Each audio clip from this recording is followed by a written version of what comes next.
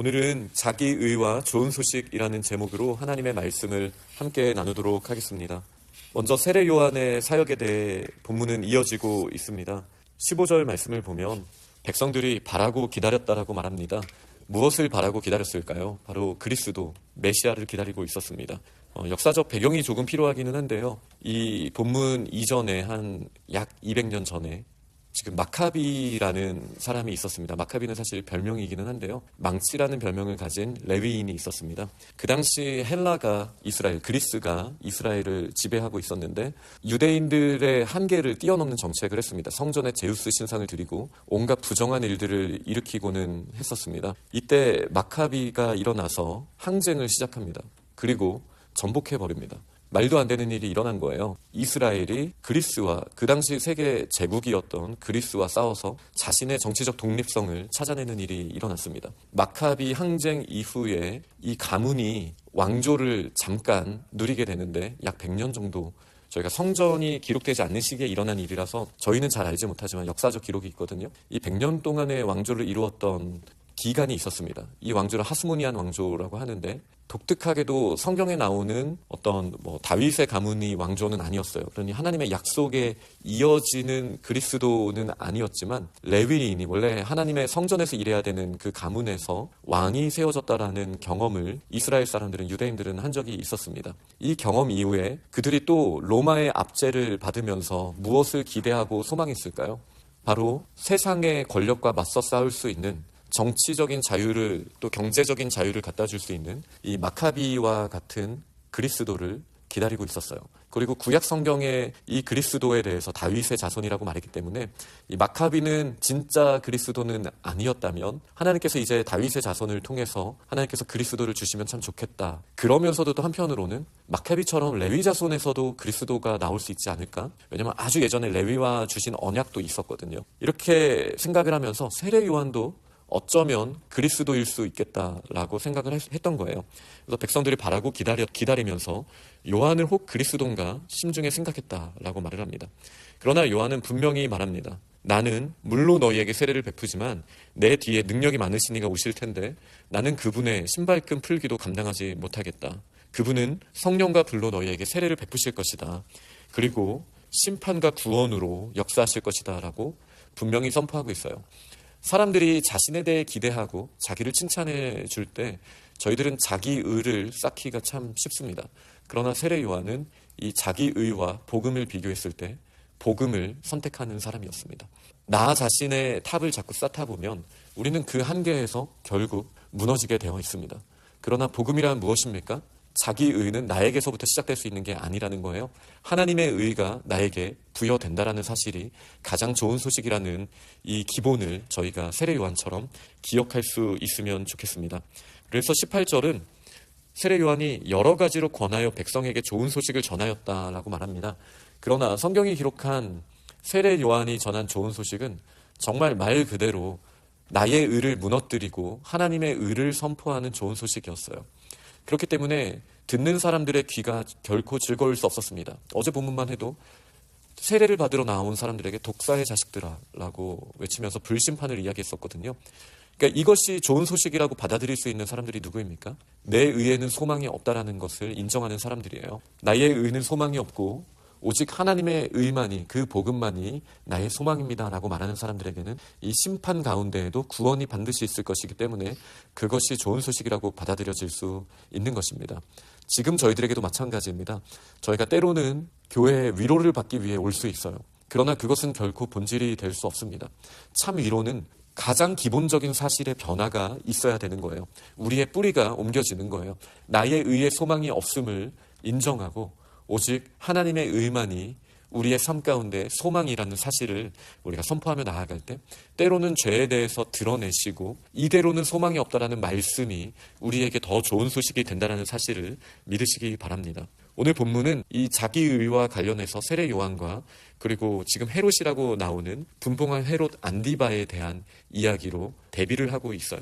이 요한은 자기의라는 주제에 있어서는 많은 사람들이 그가 그리스도일 수 있다라고 웅성웅성 거렸지만 자신에게서부터 이 복음이 시작된 것도 아니고 내가 그런 위치에 있을 수 없다라는 사실을 분명히 인정했어요. 그러나 헤롯 안디바는 이 소식을 듣고 요한이 책망한 똑같은 거거든요. 죄에 대해서 책망하는 것을 다른 사람들과 똑같이 그에 대해서도 구체적으로 들었지만 그는 더 그 마음이 강팍해졌습니다. 이것은 성경에 나오는 수많은 왕들, 자기 의가 드러나야 된다라고 생각했던 많은 왕들에게 나타나는 현상이에요. 너 지금 잘못하고 있어 라는 이야기를 들었을 때 그 마음이 강팍해진다라는 이 면에서 우리가 자기 의를 쌓고 있는지 아닌지를 돌아볼 수 있습니다. 우리가 말씀을 읽거나 하나님의 말씀을 들을 때 주변에 하나님의 사람들 혹은 또 하나님이 세우신 일반적인 제도나 이런 일들을 통하여 우리가 지금 잘못 가고 있다라는 찔림을 주실 때 우리는 어떤 반응을 하고 있습니까? 우리가 자기 방어 기제가 일어나게 되고 나는 옳아. 근데 네가 뭐라고 나한테 그렇게 말해? 라는 반응을 하게 되는 거는 성경에 보면 이제 바로라든지 지금 나오는 헤롯이라든지 자기 의를 쌓고자 하는 사람들의 특징과 매우 비슷하다라는 사실을 우리는 꼭 기억해야 됩니다. 우리의 잘못을 하나님이 드러내실 때 우리는 다윗처럼 하나님 앞에 겸손히 무릎 꿇을 수 있는 자가 되어야 합니다. 이것이 가난한 마음, 애통한 마음, 온유한 마음을 가지고 있는 사람들의 특징인 것이죠. 이 분봉한 헤롯에 대하여 어떤 부분을 꾸짖었나요? 바로 헤로디아에 대한 일입니다. 헤롯 가문을 어제 우리가 잠깐 살펴봤습니다.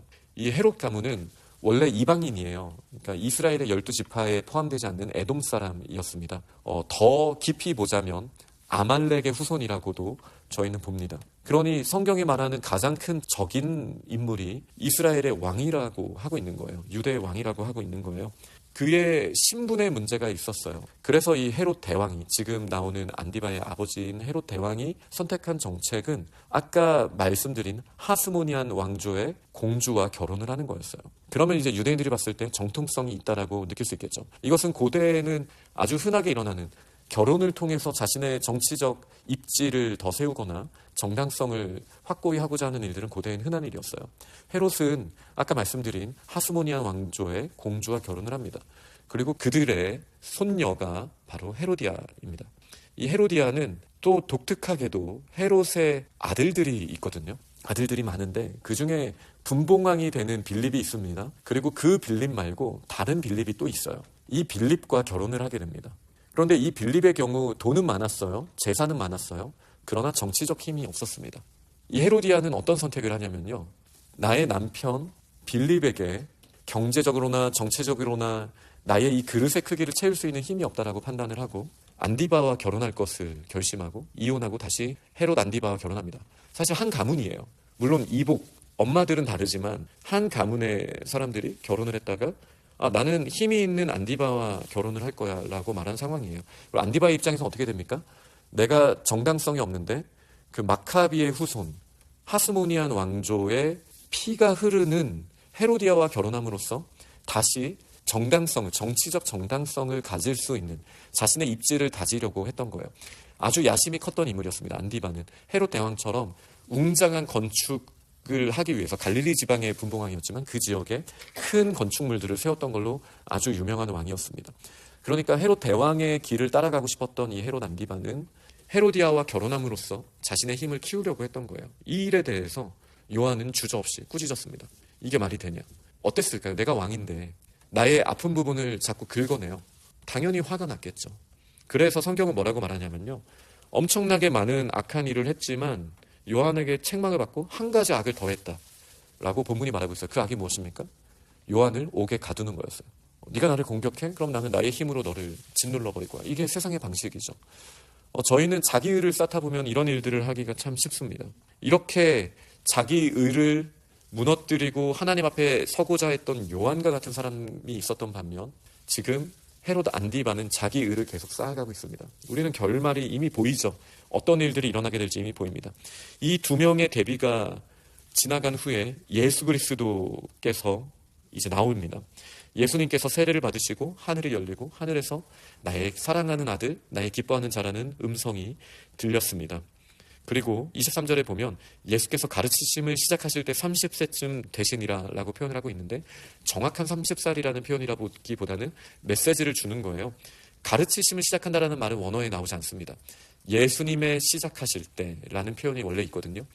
이 표현은 하나님의 창조처럼 또 예수 그리스도의 복음의 시작이라고 말하는 다른 복음서의 이야기처럼 하나님이신 예수 그리스도의 시작을 분명하게 보여주는 거예요. 그리고 예수님의 마지막에 대해서도 말하죠. 다 이루었다라는. 마치 창조가 끝날 때 하나님께서 말씀하신 것처럼 놀라운 창조 사역을 말씀하시기 위해 예수님의 시작을 말하면서 보통 그 시작을 이야기하는 족보가 또 이어지게 됩니다. 30세라는 말은 어떤 의미를 가지고 있습니까? 성경에 30살에 본격적인 사역을 시작한 유명한 두 명이 더 있습니다. 바로 요셉과 다윗입니다. 요셉이 애굽의 총리로서의 사역을 시작했던 나이가 30살이었습니다. 또 다윗이 왕이 되었던 나이 또한 30살이었습니다. 그 후로 40년을 다윗은 통치했죠. 예수님도 지금 이 30살이라는 표현을 강조함으로써 하나님께서 약속하신 사람들과 이어서 정말 메시아로서 지금 사역을 시작하시게 되었다라는 표현을 분명하게 하고 있는 거예요. 그래서 이 예수님의 시작을 말하면서 결국은 이 족보 중에 참 특별하게도 유대인들의 족보의 일반적인 형식과 다르게 위에서부터 내려오는 것이 아니라 아래서부터 위로 올라가면서 지금 베일을 하나씩 하나씩 벗기고 있는 모습이 보여집니다. 이 족보의 끝에 결국 누가 계십니까? 아담이 아니고 하나님이십니다. 결국 진짜 시작이 하나님이시고 예수님은 하나님의 아들이시며 예수 그리스도의 시작과 하나님의 시작이 이렇게 맞물리는 놀라운 복음의 시작, 하나님의 놀라운 이야기가 이제 누가복음을 통해서 본격적으로 이어집니다. 이 이야기는 자기 의를 이제 저버리고 이제 하나님을 의지하는 자리에 나아가는 자에게 하나님의 의롭다 하심이 부여되는 놀라운 복음의 이야기입니다. 우리는 이 예수 그리스도의 복음을 알고 있습니다. 그러나 우리의 매일의 삶 가운데 우리는 어떤 선택을 하고 있습니까? 세례 요한의 모습이 나올 수도 있어요. 헤롯 안디바의 모습이 나올 수도 있습니다. 우리가 죄를 안 짓고 살 수 있는 사람은 아닙니다. 그러나 그 죄에 대해서 하나님이 깨닫게 하실 때 우리는 자기 의를 무너뜨리고 하나님 앞에 엎드려야 합니다. 그리고 하나님의 의만이 우리의 소망임을 인정하는 믿음의 사람들이 다 될 수 있기를 간절히 소망합니다. 그럴 때 하나님의 놀라운 복음의 능력이 우리 가운데 풍성한 열매를 맺게 될 줄 믿습니다. 아멘.